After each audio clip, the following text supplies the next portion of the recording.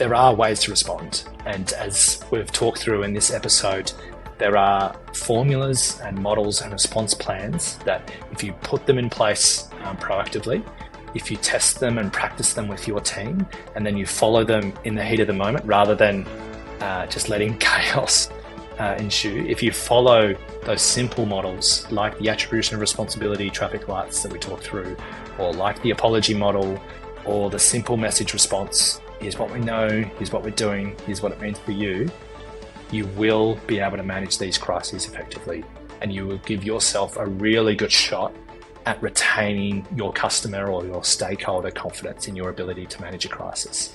It's become part of our daily online morning routine. We log into our email accounts to be welcomed by a phishing alert from our workplace's IT team telling us that the email littered with links and typos wasn't actually from our global CEO. We hit block, we hit delete, and we get on with our day. But what happens when it isn't a phishing attempt but a mass-scale database breach or a ransomware attack? What happens when it's not just emails but personal identification, payment cards, or even medical histories that are hacked, stolen, and redistributed? This is no longer the theme of the late 90s sci-fi movies, but a headline topic of the last month of news after Optus and Medibank became the unwanted prime examples of cybersecurity issues that are at hand today. And while there's been lots of coverage around how to protect one's individual data, what's the best line of defense for businesses when daily operations rely on data collection, management, and security? On this episode of Michelson Alexander Explains, we attempt to dive into the matrix of just that, business cybersecurity.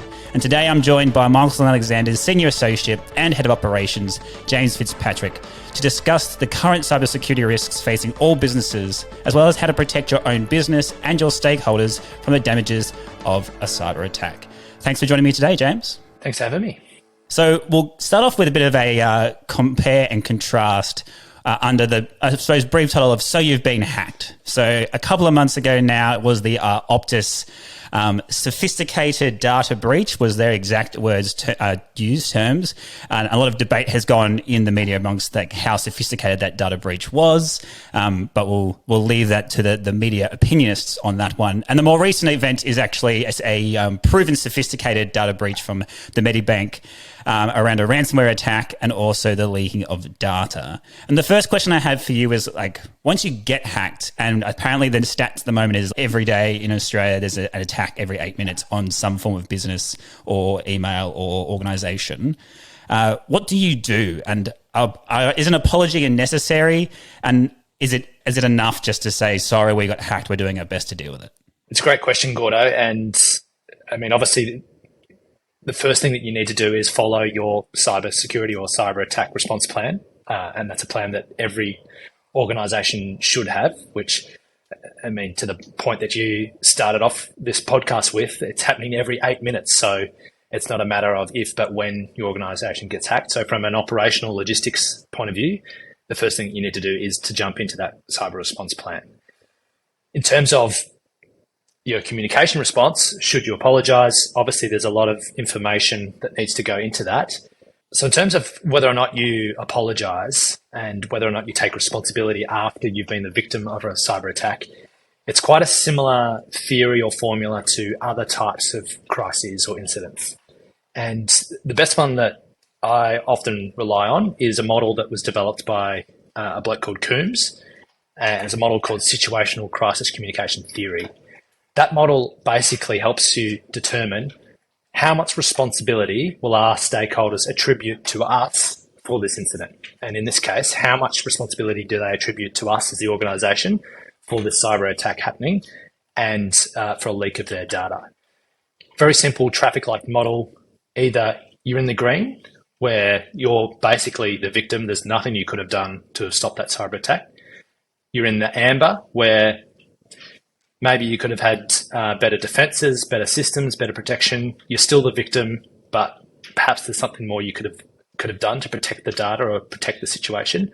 Or you're in the red, where you've left the door open to the cyber attack. Or in other incident types, it's been a malicious, something malicious, or you've made a really strong mistake, and really the full responsibility, the full attribution of responsibility is on you. So the first thing you need to do as a team or as a comms team is to determine, for this cyber attack, where are we sitting? Are we at green, amber, or red? because that then determines which strategy is most appropriate and which tactics you should use. The other things you need to factor in are there intensifying factors that move us up from a green to an amber or from an amber to a red? Have we been the victim of a cyber attack before? In which case, suddenly you're looking more towards the red because you probably should have better defenses now because you've already experienced this in the past. Are there lots of cyber attacks happening around us right now? In which case, you're moving from a green to an amber because stakeholders expect you to know that you are going to be vulnerable to a cyber attack. They expect you today to have those really strong, intense cybersecurity provisions in place. So once you've stepped through that traffic light system, the attribution of responsibility, for most cyber attacks today and for most organizations, you're probably at least, by the end of that model, you're probably at least looking at the amber. And when you're at the amber or the red, you immediately need to start thinking about apologizing and taking responsibility. And I know that's a big step for a lot of organizations, and it's something that you're going to have to work through with your legal teams and the admission of guilt.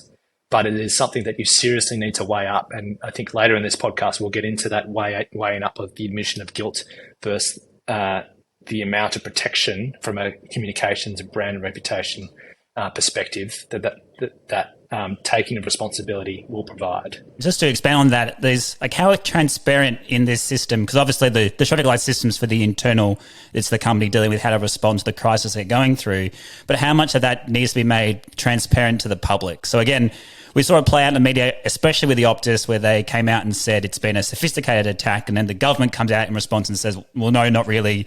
Their analogy was you left the door open and someone came in and took all your stuff, or, if this was a bank robbery, all the cash was left outside the safe. Where does honesty need to kind of meet with, as you said, brand safety when it comes to things like the transparency of how much you are at fault? I think what stakeholders are looking for is for someone to take responsibility, for someone to acknowledge that something's gone wrong.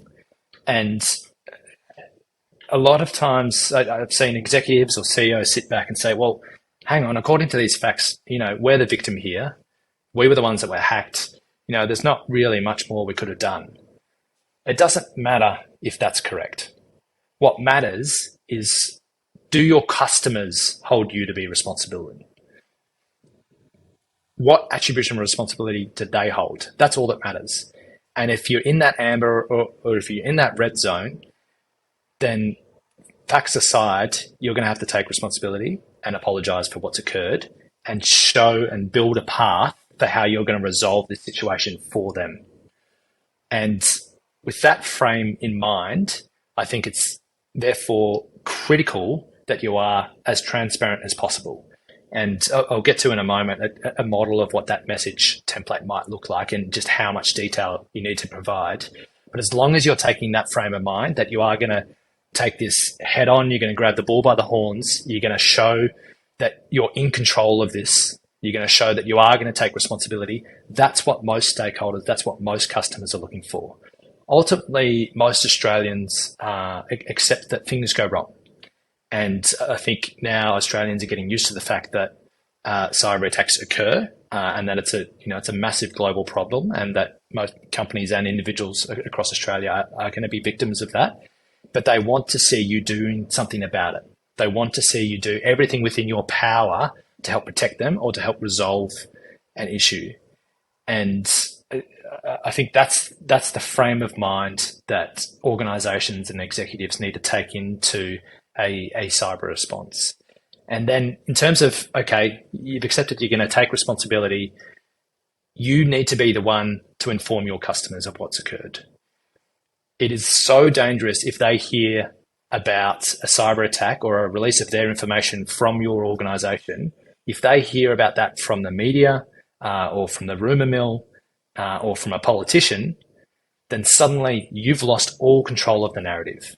You've lost all control of the spiral of misinformation that's going to happen or that's going to occur from there. Because the people who are now telling your customers about the data leak, they've got their own motives, they've got their own agendas. Politicians are going to, potentially use this opportunity. They might throw you under the bus. They might use this for their own agenda.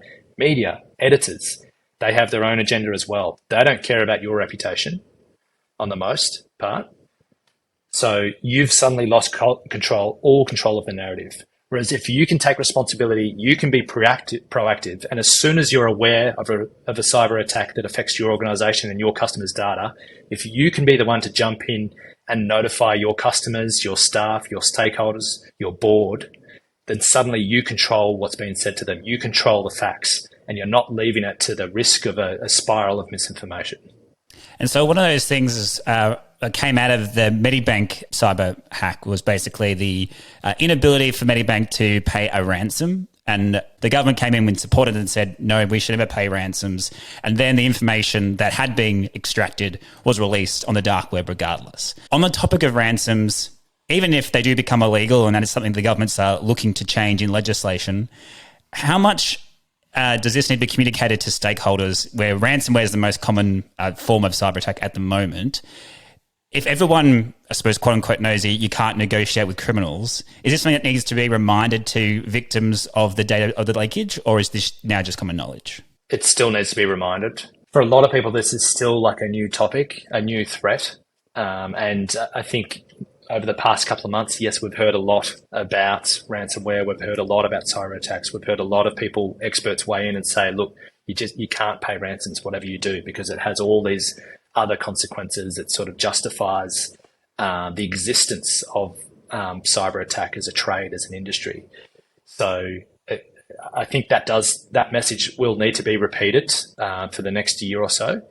And that's where I think organisations need to work really closely with the government in that messaging, because that's a hard line, or that's a hard topic for an individual to focus and an organisation to focus on in their crisis message, because you've got a little bit less trust than the government does. Some stakeholders, some customers might think, oh, okay, you're just trying to protect your bottom line. You don't want to pay the ransom, but you're this big, massive company. Surely you've got enough cash to fork out. Surely you've got cyber insurance to help cover that ransom. When in actual fact, we know there's a lot more at play here rather than just the company's bottom line. There's also the government putting a lot of pressure on them, saying, no, whatever you do not pay that ransom, because that's just going to make it worse for the next company. And so that's my recommendation there is, as soon as you're the victim of a cyber attack, you need to be on the phone to the government through the appropriate channels. And that would be working with the relevant government department that's relevant to your organisation, your industry, or it's getting on the phone to the relevant minister at the state or federal level that looks after your industry or is relevant to your organisation. It's working with their team, with their media advisors, with their policy advisors, and saying, hey, this is what's occurred. Here are the facts, and here's the messaging that we're going to use with our stakeholders. If you can provide that on a platter to the government, to the minister's office, to those media advisors, they're under the pump. They're running at 100 miles an hour every day. If you can provide those facts neatly and succinctly to them, there's a fair chance that they will reuse them rather than coming up with their own message, their own agenda. And they're aware of it. And that's where you can sort of negotiate as well with them and other stakeholders and other industry associations and say, hey, we're going to take full responsibility here. We're going to grab the bull by the horns. We're going out to all our stakeholders with this information. If possible, we'd like your support to come out and also remind people, to your point, Gordo, if you could do us a real big favour here and remind people about the fact that ransoms cannot be paid, whatever we do. We cannot pay ransoms because it has all sorts of other consequences for the rest of the industry and for the next organisation that is the victim of a cyber attack. And I suppose the last point there is that you've used your crisis tool that you've mentioned there. You've reminded people that you're doing as much as you can, even though there are things like ransoms that could be done, but for a multitude of reasons, collectively we decided not to. I suppose the last step in after you've been hacked is how do you fix the damage? And I suppose there's two parts to that. One is like, how do you get the data back, or how do you rebuild your cybersecurity protocols? And the other, and probably more important to an extent, is how do you repair the damage to your reputation as well? Because obviously, Medibank is only one of many insurance companies. Optus is only one of many telecommunications companies. As much as a hack, the next hack will obviously be probably people or companies in those sectors. You're the ones that are currently in the newspaper. How do you pivot from talking about this, owning it, and trying to resolve the situation, and then going back to business as usual? It's a great question. And there are going to be many instances where some damage to your long-term damage to your brand and your reputation is unavoidable. But if you do handle it well, if you do take responsibility, if you do respond efficiently, there is a chance that you build a level of comfort in your organization's ability to manage crises effectively. And that goes back to my point earlier about stakeholders today know that things will go wrong. Mistakes are going to happen. But if you can show that you are willing to take on any crisis, you're willing to communicate effectively and efficiently, you're willing to take responsibility and build a path to ensure that this can't happen again, then you might actually walk out of the crisis with a stronger reputation than you went into the crisis with. Now, that's not going to happen in every case. Sometimes some brand damage is going to be unavoidable. There are certain steps that I think you can take to, one, minimize the initial damage and then help rebuild that brand and reputation over time.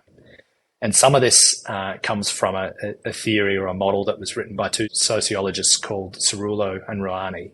What they did, and this would have been a thoroughly enjoyable social study, they analysed 183 different celebrity apologies. So these were apologies that were made by celebrities or well-known business people or well-known executives after something had gone wrong.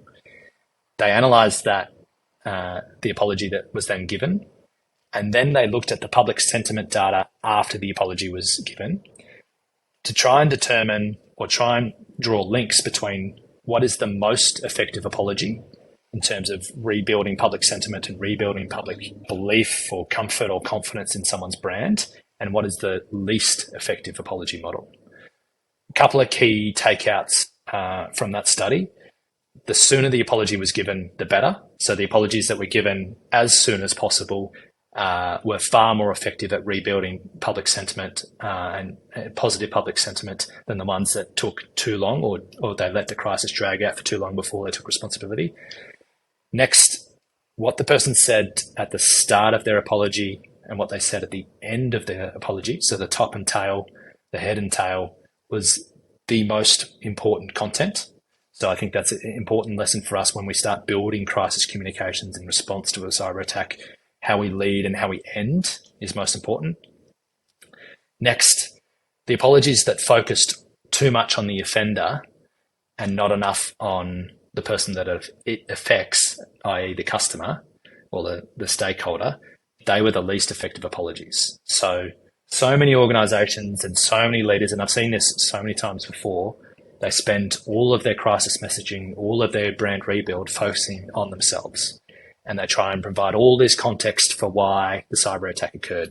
You know, we do X, Y, Z. It wasn't our fault. These are all the reasons behind why the cyber attack occurred. No one cares. And I know that is a hard message for a lot of people to hear, but do not waste time, critical time in rebuilding your brand and critical time in crisis messaging. Do not waste time talking about yourself and talking about the context. What your customers or what your stakeholders want to know is what's happened, what are you doing about it, and what does this mean for them? Humans are inherently selfish or self-centered. They want to know what this means for them. So they don't want to hear you talking about the reasons behind the cyber attack occurring. They want to know that you're taking responsibility and you show some level of empathy for how this affects them. They want to know the facts, what you're doing about it in terms of resolving the initial situation and what you're doing to make sure this can never happen again. And then they want to know what this means for them. And that's going to be really clear. Here's the data that's been affected. Here's how you can protect yourself. And some organizations are getting quite used to that now. And Medibank and Optus have gone through that process now of providing all the services and all the things that their customers can do and paying for that and supporting them through that. And then back to that earlier point, making sure that that message is top and tailed with empathy and understanding for the impact that this incident has had on the stakeholder, not on you, the organization. And we've seen a few executives make this mistake. Oh, this sucks. We've been hurt by this. No, focus on the impact to the stakeholder. So a couple of really key learnings there from Cerullo and Rani. Those key points, they sound basic, like focusing on the stakeholder rather than the organisation, focusing on empathy rather than giving context for why the cyber attack occurred, and delivering that brand reputation rebuild, delivering that message as soon as possible. They sound like basic recommendations, basic ideas, but those are the things that organisations get wrong so often. They do not nail those simple points. So I think if you follow that model, if you follow that attribution of responsibility that we went through at the start of this episode, those are the type of things that are going to help you rebuild your brand as quickly as possible. And they're also going to help, one, stop the spiral of misinformation about your organisation and about the attack. And they're going to help rebuild and maintain that customer confidence that these guys know what they're doing, they're in control, and they're going to keep me as the affected stakeholder informed every step of the way. That's how you protect your brand and rebuild it into the future.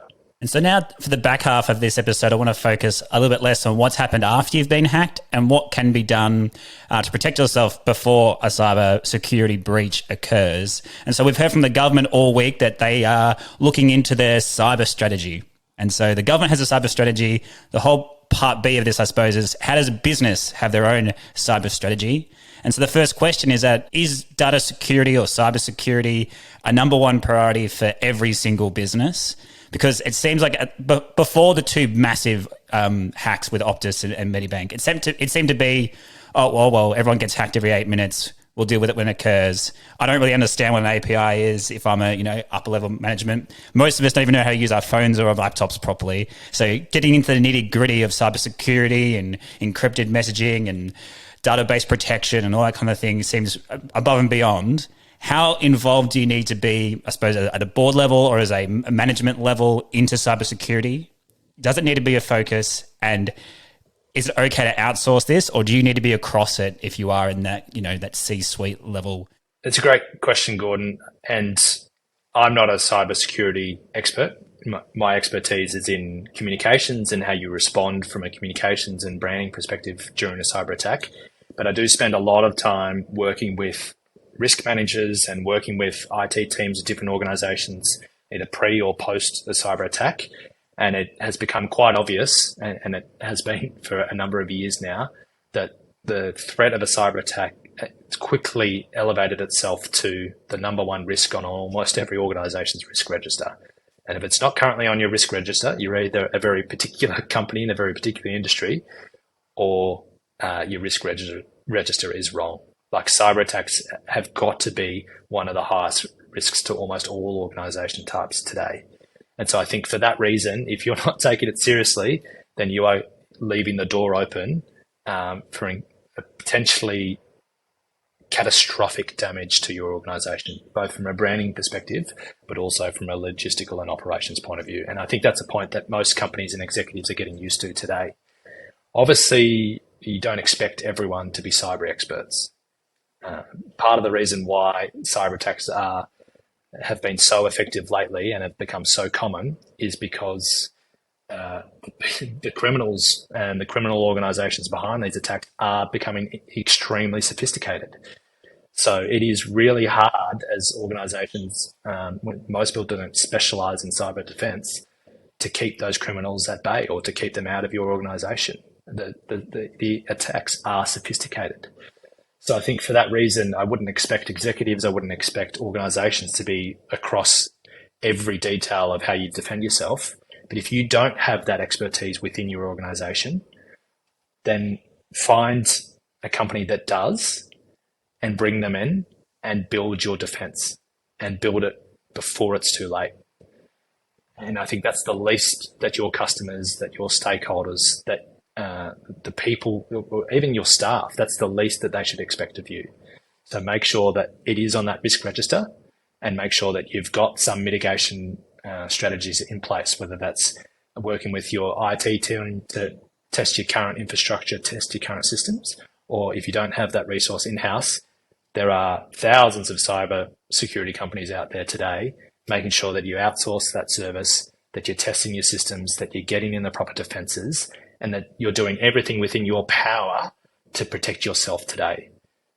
Because if you don't, and then you are then the victim of a cyber attack, and no doubt there'll be an inquiry as part of the response, whether that's an internal inquiry, an industry inquiry, or a government inquiry.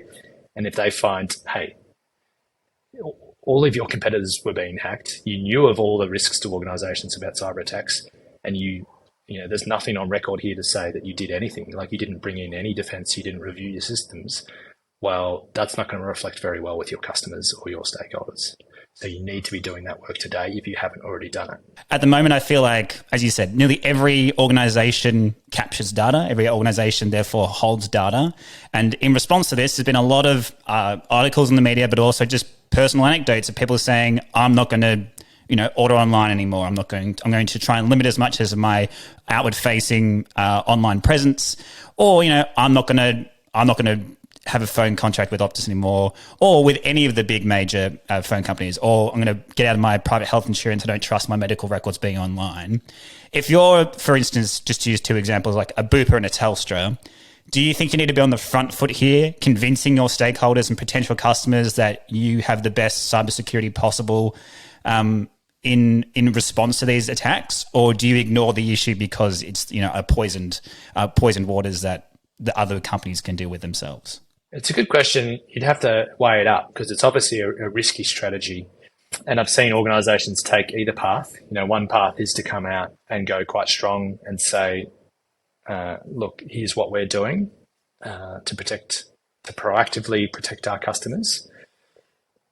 If you're going to go down that path, which I think is probably wise because it's suddenly become a big issue for customers, whether you're a customer of Optus or a customer of Telstra, just to use that example, all mobile phone customers or all internet customers suddenly are aware of this. So they want to know what you're doing. They want to know, they'll be nervous about it. They'll be thinking about it. So I think it is probably wise if you're one of the competitors to come out proactively and say, here's what we're doing.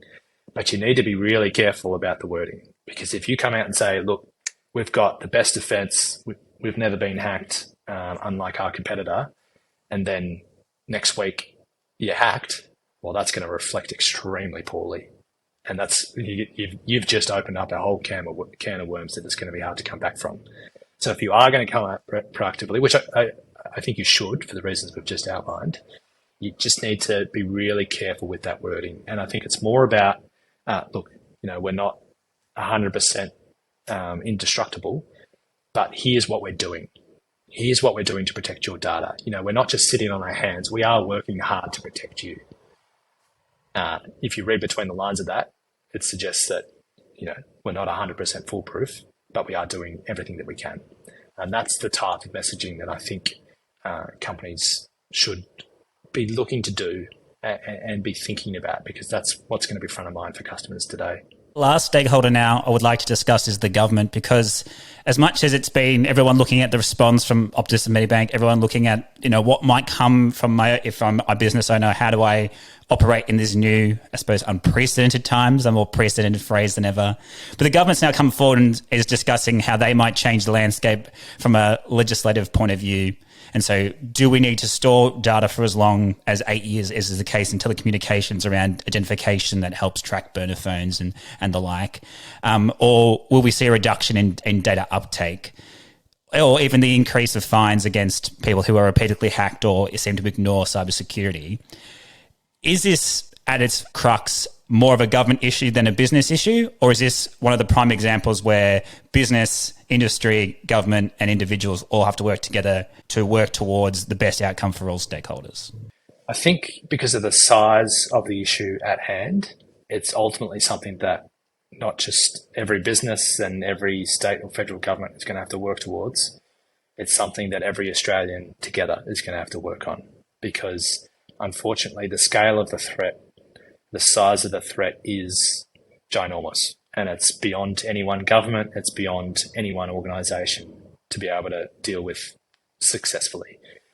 Cyber attacks and the cyber security industry has become so large that these criminal organisations that are behind a lot of these cyber attacks are massive. They're massive operations that probably have thousands of staff operating across different countries, so much so that I've heard that some of them even have help desks. So if you're the victim of a ransomware, you can call them up and they'll help you through how to pay the ransom. Like, they are becoming so sophisticated and so beyond any one person's control that it is going to take an all of society response. And I know that sounds big, but if we want to do this properly, and if we want to legitimately protect our data well into the future and win this battle, then it's going to take customers, organizations, and governments to take it seriously and work together. And once you have all those, those three groups working together, that provides a pretty sophisticated response. And so to round out, and thank you for your time today, James, but I suppose a question of perception versus reality. So often we hear that, it hums in the media, it becomes a hot topic for a year, a week, a month, whatever the time frame is, and then it disappears and the next hot topic comes through. Is this cybersecurity in general, data breaches, an increasingly risky topic that's going to be around for forevermore and increasingly so? Or is it just the hot topic of the year and this has always just been the case? How prevalent and important is it to businesses going forward? I appreciate that a lot of this chat about cyber attacks and the future of cyber attacks and the amount of threat that they pose sound quite dire, but there are ways to respond. And as we've talked through in this episode, there are formulas and models and response plans that if you put them in place proactively, if you test them and practice them with your team, and then you follow them in the heat of the moment rather than just letting chaos ensue, if you follow those simple models like the attribution of responsibility traffic lights that we talked through, or like the apology model, or the simple message response, here's what we know, here's what we're doing, here's what it means for you, you will be able to manage these crises effectively, and you will give yourself a really good shot at retaining your customer or your stakeholder confidence in your ability to manage a crisis. There are those simple plans available. There are those simple templates, practical templates to follow. It is not all doom and gloom. There are ways that we can get through this. It's just a matter of putting it in place, practicing it, and then in the heat of the moment, just rolling it out step by step. So there we go. There's no need to unplug just yet. Thank you very much for your time today, James, and thank you to our listeners as well, and for plugging in and taking that risk online with us today. If you've enjoyed the episode or found it helpful or insightful, please make sure to subscribe to Mark Alexander Explains on our YouTube channel or on your podcast player of choice. And if you have a topic that you'd like us to deep dive into on further episodes, please let us know as well. And until next time, stay safe.